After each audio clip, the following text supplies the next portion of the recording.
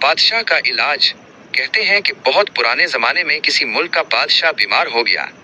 بیمار ہونا کوئی نرالی بات نہیں، کیونکہ بیماریاں فقیروں اور بادشاہوں میں فرق نہیں کرتی۔ جو بھی صحت کے اصولوں سے لاپرواہ ہوتا ہے بیمار ہو جاتا ہے۔ اسی طرح یہ بات بھی سب کے لیے ایک سی ہے کہ مناسب علاج کرنے سے بیمار تندرست ہو جاتا ہے۔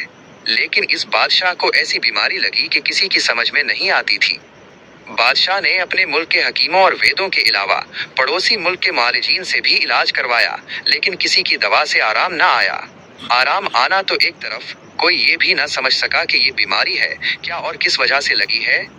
جب ہر طرف سے مایوسی ہوئی تو ایک دن بادشاہ کا وزیر اعظم اس کے پاس آیا اور عرض کی، عالی جاہ، اگرچہ حکیموں اور ویدوں نے یہ کہہ دیا ہے کہ نہ ان کی سمجھ میں حضور کی بیماری کی وجہ آئی ہے اور نہ وہ اس کا علاج دریافت کر سکتے ہیں، پھر بھی مایوس ہونے کی بات نہیں۔ اس خادم کو یقین ہے کہ اللہ پاک اپنی خاص رحمت سے حضور کو تندرست کر دے گا۔ خدا کرے ایسا ہی ہو۔ بادشاہ نے مایوسی سے کہا، ویسے اب ہمارا تندرست ہونا مشکل لگتا ہے۔ حکیم اور وید پوری کوشش کر چکے ہیں، مگر کسی کی سمجھ میں نہیں آیا کہ یہ کون سی بیماری ہے۔ پھر ہم تندرست ہوں گے تو کس طرح؟ لگتا ہے ہمارا آخری وقت آ گیا ہے۔ حضور، اجازت دیں تو ایک بات عرض کروں۔ وزیر نے کہا۔ بادشاہ نے اجازت دیتے ہوئے کہا، تم جو کچھ کہنا چاہتے ہو کہو، ہمیں یقین ہے کہ تم ہمارا بھلا چاہنے والے ہو۔ اگر تمہاری رائے ٹھیک معلوم ہوئی تو اس پر عمل کریں گے۔ وزیر نے ڈرتے ڈرتے کہا، یہ عرض کرنا تو گستاخی ہے، لیکن اس خادم کے نزدیک حضور کسی ایسے شخص کی بد دعا کی وجہ سے بیمار ہوئے ہیں جسے بلا وجہ ستایا گیا ہو۔ یاد فرمائیے کہ کیا کبھی ایسا ہوا ہے؟ یہ بات تم نے کیسے سوچی؟ بادشاہ نے پوچھا۔ وزیر نے جواب دیا، یہ بات اس خادم نے اس لیے سوچی ہے کہ ایسی پر اسرار بیماری اکثر کسی کی بد دعا سے ہی لگتی ہے۔ بادشاہ کچھ دیر خاموش رہا، پھر بولا، ملک کا حکمران ہونے کی ناطے ہمیں لوگوں کے جھگڑوں کا فیصلہ کرنا پڑتا ہے اور یہ بات پورے یقین سے نہیں کہی جا سکتی کہ تمام مقدمات کے فیصلے بالکل ٹھیک ہوئے ہوں گے۔ ہمیں یہ معلوم ہے کہ بعض چالاک لوگ جھوٹے گواہ پیش کر کے بے گناہوں کو سزا دلوا دیتے ہیں۔ ہاں، یہ بات یقین سے کہہ سکتے ہیں کہ جان بوجھ کر ہم نے دشمنوں کے ساتھ بھی بے انصافی نہیں کی۔ پھر بھی تم پورے ملک میں منادی کرا دو کہ اگر کبھی کسی کے ساتھ بے انصافی یا ظلم ہوا ہے تو وہ ہماری خدمت میں حاضر ہو۔ ہم فوراً اس کا نقصان پورا کر دیں گے اور اس سے معافی بھی مانگیں گے۔ بادشاہ کا یہ وزیر بہت بڑا عالم اور عقل مند تھا۔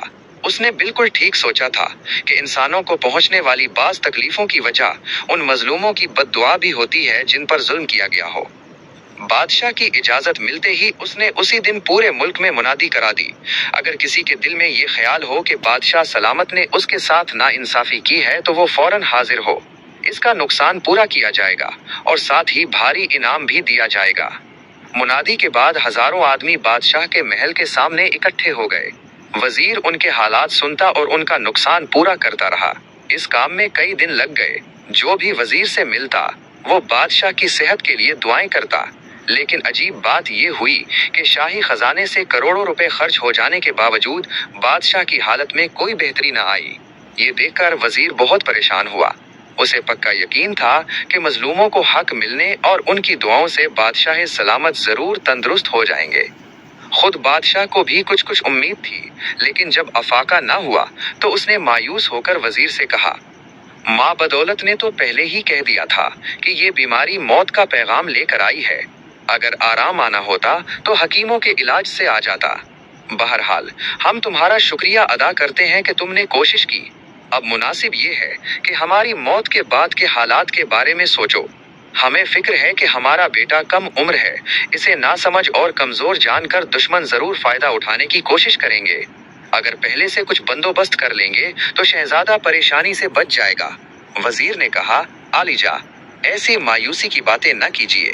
اللہ کی رحمت سے مایوس ہونا گناہ ہے۔ اگر ہماری ایک تدبیر ناکام ہو گئی ہے تو کوئی دوسرا طریقہ اختیار کریں گے اور انشاءاللہ حضور بالکل تندرست ہو جائیں گے۔ بادشاہ نے جواب دیا، بے شک اللہ کی رحمت سے نا امید نہیں ہونا چاہیے، لیکن موت اور زندگی کا وقت بھی تو اللہ ہی نے مقرر کیا ہے اور ماں بدولت محسوس کر رہے ہیں کہ ہمارا وقت قریب ہے۔ پھر بھی اگر تم کوئی اور کوشش کرنا چاہتے ہو تو یوں کرو کہ کسی ایسے آدمی سے ہمارے لیے دعا کراؤ جس نے اپنی پوری زندگی میں کوئی گناہ نہ کیا ہو۔ اللہ ایسے معصوم کی دعا ضرور قبول کرے گا۔ کیا تم کسی ایسے آدمی کو جانتے ہو؟ وزیر نے جلدی سے کہا، حضور والا، یہ خادم فی الحال ایسے کسی شخص کو جانتا تو نہیں، لیکن یقین ہے کہ ہمارے ملک میں ایسے بہت سے نیک لوگ مل جائیں گے۔ میں آج ہی تلاش میں نکلتا ہوں۔ وزیر سیدھا ایک عالم دین کے پاس پہنچا جو ایک بڑا مدرسہ چلا رہے تھے۔ پورے ملک میں ان کی نیکی اور پارسائی کی شہرت تھی۔ وزیر نے جب مدعا بیان کیا تو عالم صاحب اپنے کانوں کو ہاتھ لگاتے ہوئے بولے، وزیر اعظم صاحب، بھلا یہ کیسے ممکن ہے کہ دنیا میں رہتے ہوئے کسی سے کوئی غلطی نہ ہوئی ہو؟ اب تو میں گناہوں سے بچنے کی پوری کوشش کرتا ہوں، لیکن نادانی کی عمر میں خدا جانے کتنے گناہ ہوئے ہوں گے۔ آپ کسی اور کو تلاش کیجیے۔ عالم سے مایوس ہو کر وزیر ایک زاہد فقیر کے پاس گیا جو بستیوں سے دور جنگل میں رہتا تھا اور دن رات عبادت میں مصروف رہتا تھا۔ فقیر نے بھی کانوں کو ہاتھ لگا دیے اور کہا، بابا، میں تو شاید تم دنیا داروں سے بھی زیادہ گناہگار ہوں۔ بچپن اور جوانی بستیوں ہی میں گزاری اور نہ جانے کتنے گناہ کیے۔ میں تو اپنے گناہ بخشوانے کے لیے اس ویرانے میں آ بسا ہوں، تم کسی اور کو تلاش کرو۔ وزیر وہاں سے لوٹ کر شاہی عبادت گاہ کے پیشوا کے پاس گیا جنہیں لوگ ولی اللہ کہتے تھے۔ پیشوا نے سب کچھ سنا اور افسوس سے بولا، ہم یہ تو کہہ سکتے ہیں کہ ہم نے پوری زندگی نیکی اور بدی کا فرق سمجھتے ہوئے گزاری ہے، لیکن یہ تعویذ نہیں کر سکتے کہ کبھی کوئی گناہ نہیں ہوا۔ ویسے ہم بادشاہ کی صحت کے لیے دعاگو ہیں۔ وزیر اب سخت پریشان اور مایوس ہو گیا۔ اسے لگنے لگا کہ اب بادشاہ کی جان نہیں بچ سکے گی۔ وزیر بادشاہ کا بچپن کا ساتھی تھا اور اسے سگے بھائی کی طرح چاہتا تھا، اس لیے وہ ہر وقت اداس رہنے لگا۔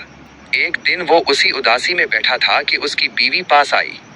اس نے وزیر کی پریشانی بھانپ لی تھی اور بڑے اپنائیت بھرے انداز میں پوچھا، آپ چند دن سے بہت اداس ہیں، کیا کوئی خاص بات ہے؟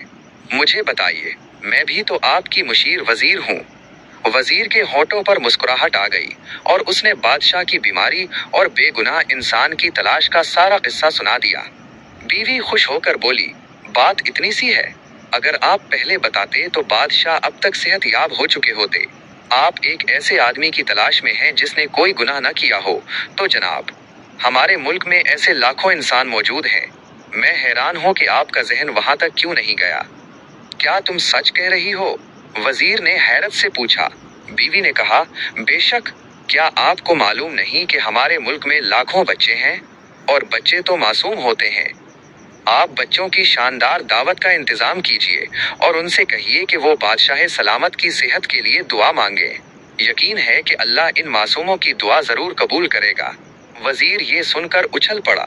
اس نے اسی دن شاہی باغ میں بچوں کی دعوت کا انتظام کیا، ان کے لیے بہترین کھانوں اور کھلونوں کا بندوبست کیا۔ پھر ایسا ہی ہوا کہ ان معصوم بچوں کی دعا سے اللہ پاک نے بادشاہ کو مکمل تندرستی عطا کر دی۔